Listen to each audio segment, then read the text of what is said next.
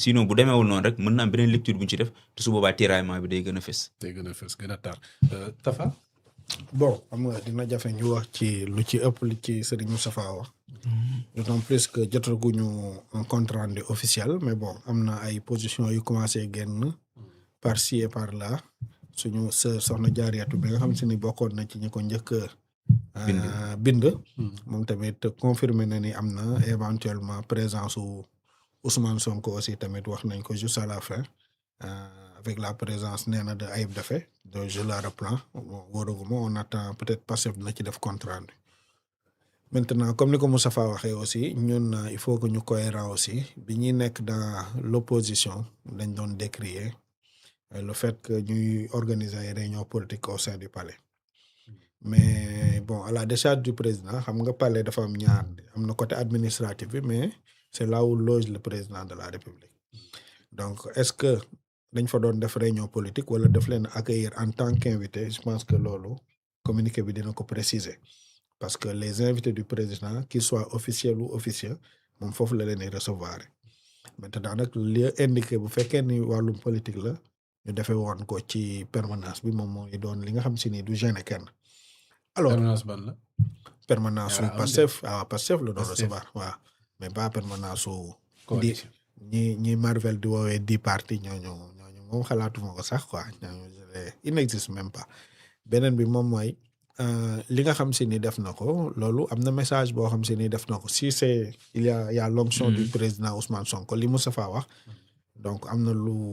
xaw a positif donc je sens que am na tentative de rapprochement boo xam si ni liñ ko doon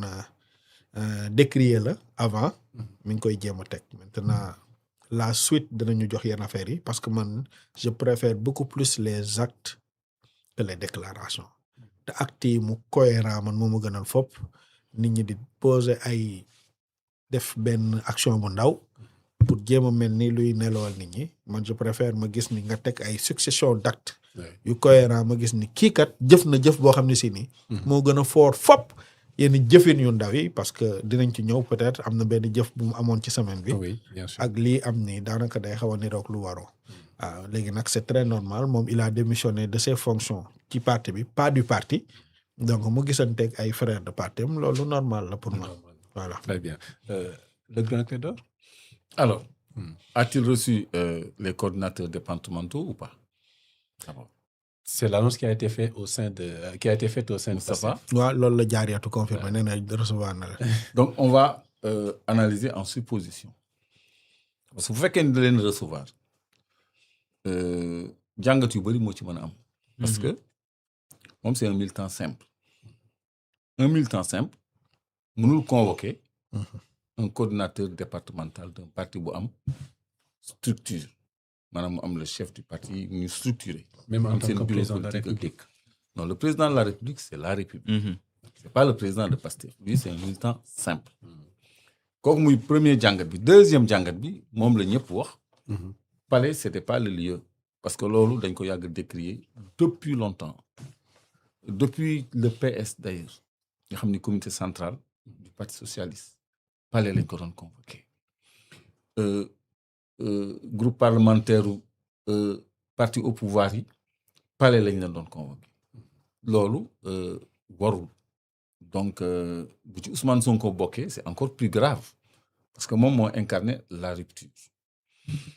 léegi nag Diomaye il est dans une position inconfortable te acte bi mu posé acte d'incohérence majeure la c'est très incohérent nga recevoir su fekkee am na ay membres Pastef des coordonnateurs de Pastef pour des raisons politiques ou autres parce que la difficulté mooy moom dafa am coalition ak siège am li doon normal moo doon moom mu dem siège u Pastef loolu ngeen wax léegi moom naka la mën a amee siège am ak coalition am mais bu demee siège u Pastef coalition am du tas Ndeye Awa Mboup benn followeuse benn kenn ku ñuy suivre nee na moom elle pense que day préparer wu à recevoir la coalition Diomaye au palais comme ça ëllëg bu leen recevoir bon on dira il a reçu le Pastef donc c'est vrai il y a pas de raison mën na nekk xam nga donc ñi ñuy seetaan aussi ils ont leur pertinence dans l'analyse des choses. Kooku aussi ça peut être un schéma. Mais de toute façon moom il est embarrassé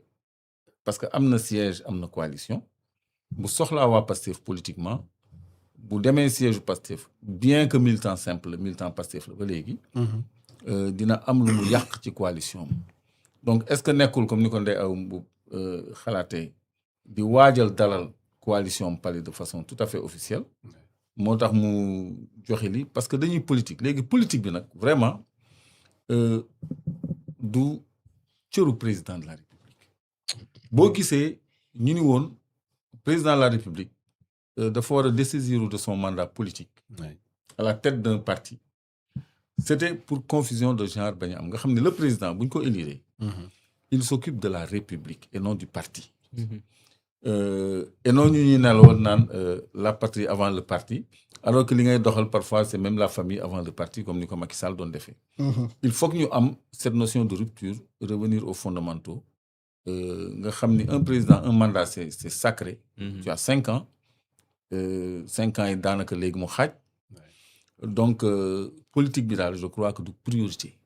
ci jamono ji nga xam ne ñu ngi wax ay tensions budgétaires ay échéances ñu war a fay ay problèmes université et cetera donc loolu je crois que y a beaucoup à faire lu gën a important que di créer ay positionnement politique ak ay consultation politique au palais en plus qui peut palais. Merci beaucoup Clédor Sène. Très rapidement le troisième point ça fait le buzz, la condamnation des 18 supporters sénégalais yi nga xam ne foofee ca Maroc daal dinañ leen condamné condamnation yu lourde selon beaucoup de personnes. Tribunal de grande instance de Rabat moom mu ngi daal di prononcé sur l'affaire jeudi bi ñu weesu ci ay peines yoo xam ne mu ngi tàmbalee 3 mois ba 1 an ci 18 supporters yooyu lañ leen toppee nag moo di hooliganisme, jet de projectiles et invasion de terrain. am na sax am marche boo xam ne Sénégal ñu ngi koy préparé le vendredi 27 février à la place de l'Obélisque. Moustapha, verdict bu tribunal bu Rabat jot na susciter vraiment beaucoup de réactions. bari jàpp ne lu diis la te itam li ñu teg supporters sénégalais waroon nañu ko mën a teg également des Marocains yoo xam ne gis nañu qui ont été vraiment très violents à l'endroit des supporters sénégalais. waaw lu regrettable la loo xam ne vraiment xaaruñ ko woon parce que amoon nañ yaakaar ne nag bu ñu taxawee danañ leen bàyyi ñu ñibbi ñu génnee ci sursis wala yeneen yu ni mel ñu daal dem ñibbi seen kër waaye le contraire la ñu gis d'abord dañuy dellu ci dëkk bi mu amee mooy Maroc xam nga dëkk yi nga xam ne du démocratie te ñoom seen dëkk ba daanaka buur ba dafa am doole trop te lu jëm ci wàllum infrastructure ak yu ni mel ak yooyu noonu caaxaanewuñu ko ba booy xool sax daani ñeetig dafay diis xeetu diisaay boo xamante ne dafay doy waar lool ñun nag fii liñ yaakaaroon mën see appuyer rek mooy dëkkandoo gi ñu doon boo xoolee nuñ koy waxatee sax Gen 221 Gen Z 212 mooy ñu doon manifester il y a de cela 4 mois avant tout CAN bi ñu doon manifester di yëngu-yëngal parce que ñu ne dañoo bëgg justice sociale dañoo bëgg emploi bi dañoo bëgg ay yu bëri am xam nga ñooñu am na ci ay ndaw yu ñu jàpp xam nga ñaata lañ leen daan Abdou Khadir am na ñoo xam ne 15 ans de prison lañ leen war a tëj am na ñoo xam ne 10 ans de prison 2 ans 3 ans mais ay peines yoo xamante ni kenn mënut a xalaat te lan lañ doon jàppee ay manifestation am na ci koo xamante ni un jeune étudiant da doon jàngi ñu xool na ko da nga bokk ci manifestation 1 an lañ ko tëj ci participation à une manifestation non autorisée te ba léegi nii fi ñu waxee ñu ngi war di jàpp ñi bokkoon ci jeune voilà ci mouvement boobu nga xamante ne ñu ngi ko doon def te li leen taxoon a jóg mooy changer seen condition de vie ak yu ni mel ak yooyu lan laa bëgg expliquer foofu mooy genre dëkk yooyu nga xam ne du démocratie ñoom dañuy am benn voix bu ñu am mooy dañuy jàpp ne peine bi lu mu diis rek mooy tiital nit ñi mooy ragal loo nit ñi